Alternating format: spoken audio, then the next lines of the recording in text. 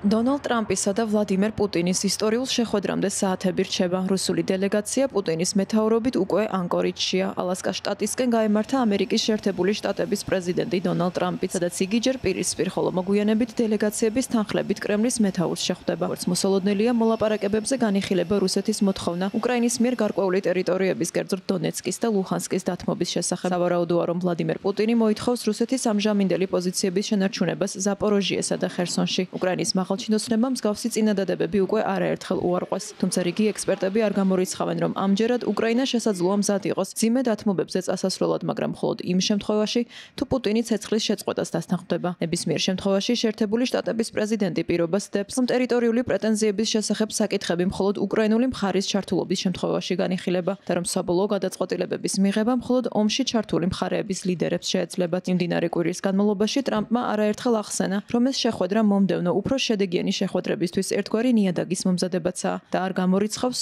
ვოლოდიმირ ზელენსკისთან ერთად სამიტის სამხრივ ფორმატში დაგეგმვასაც. მე და პუტინი ერთმანეთს კარგად ვეწყობით, ერთმანეთს პატივს ვცემთ. ვფიქრობ, ამისგან რაღაც გამოვა. თუმცა მე აქ უკრაინის სახელით მოლაპარაკებების გასამართად არ ვარ. მე აქ ვარ იმისთვის, რომ პუტინი მოლაპარაკებების მაგიდასთან მოვიყვანო.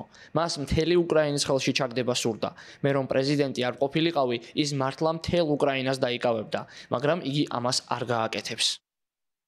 ალასკაში ჩასვლის შემდეგ მედიას გაესაუბრა რუსეთის საგარეო საქმეთა მინისტრი სერგეი ლავროვი. მან ხაზი გაუსვა, რომ რუსეთს ომის დასრულების თვალსაზრისით მკაფიო პოზიცია და არგუმენტები აქვს, რომლებიც მოლაპარაკებების მაგიდაზე აუცილებლად გაჟღერდება.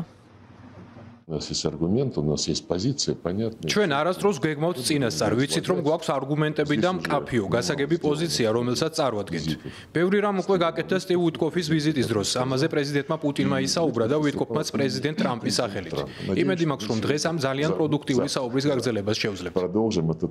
სამიტის დაწყებამდე განცხადება გაავრცელა გერმანიის კანცლერმა ფრიდრიხ მერცმა. ჩვენ ველით, რომ პრეზიდენტი პუტინი სერიოზულად მიიღებს პრეზიდენტ ტრამპის დიალოგის შეთავაზებას და ალასკაში შეხვედრის შემდეგ იწყებს უპირობო მოლაპარაკებებს უკრაინასთან. მიზანი უნდა იყოს სამიტის დაგეგმა, რომელსაც პრეზიდენტი ზელენსკიც დაესწრება. სწორედ ამ სამიტზე უნდა შეთანხმდნენ მხარეები ცეცხლის შეწყვეტაზე. კითხულობთ ფრიდრიხ მერცის მიერ პლატფორმა X-ზე გავრცელებულ განცხადებაში. ის ასევე დასცენს, რომ პრეზიდენტ ტრამპს შეუძლია ჰქონდეს უკრაინის მიმართ ევროპელი პარტნიორების მუდმივი მხარდაჭერის იმედი.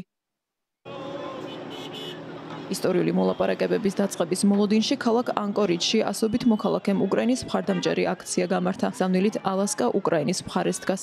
დემონსტრანტები ადგილზე უკრაინის დროშებით და საპროტესტო ბანერებით მივიდნენ. ისინი პუტინის მხრიდან აგრესიის შეწყვეტას და ომის დასრულებას ითხოვდნენ. ორივენი ნარცისები არიან, რომლებსაც მხოლოდ საკუთარი ინტერესები აღელვებთ. თუ მათ ნამდვილად სურთ ომის დასრულება უკრაინაში, მაშინ მოლაპარაკებების პროცესში ვოლოდიმირ ზელენსკისაც ჩართავდნენ. პუტინი ძლიერად გამოიყურება, რადგან ტრამპმა ის მარტო მიიწვია. არა, ვფიქრობ, ეს ყველაფერი შოუსთვისაა და კარგს არაფერს მოიტანს. იმედი მაქვს, რომ შეხვედრა წარმატებით ჩაივლის და რაღაც შეთანხმებას მიაღწევენ, თუმცა მაწუხებს ის ფაქტი, რომ აქ უკრაინის წარმომადგენელი არ იმყოფება. რამდენად შეძლებს დონალდ ტრამპი ვლადიმირ პუტინის დარწმუნებას დაუყოვნებლივ შეწყვიტოს საომარი მოქმედებები და დაიწყოს მზადება უკრაინის პრეზიდენტთან სამხრივ ფორმატში მოლაპარაკებებისთვის ჯერჯერობით ბუნდოვანია, თუმცა ერთი რამ ცხადია, ნებისმიერი სამშვიდობო შეთანხმება უნდა მოიცავდეს გარკვეულ თანხმობას ოკუპირებული ტერიტორიების შესახებაც. როგორც ვოლოდიმირ ზელენსკი ხაზგასმით ამბობს, 3 წელიწად ნახევრიანი აგრესიის დასასრულებლად გადამწყვეტ სამიტზე უკრაინა ამერიკის იმედად იქნება.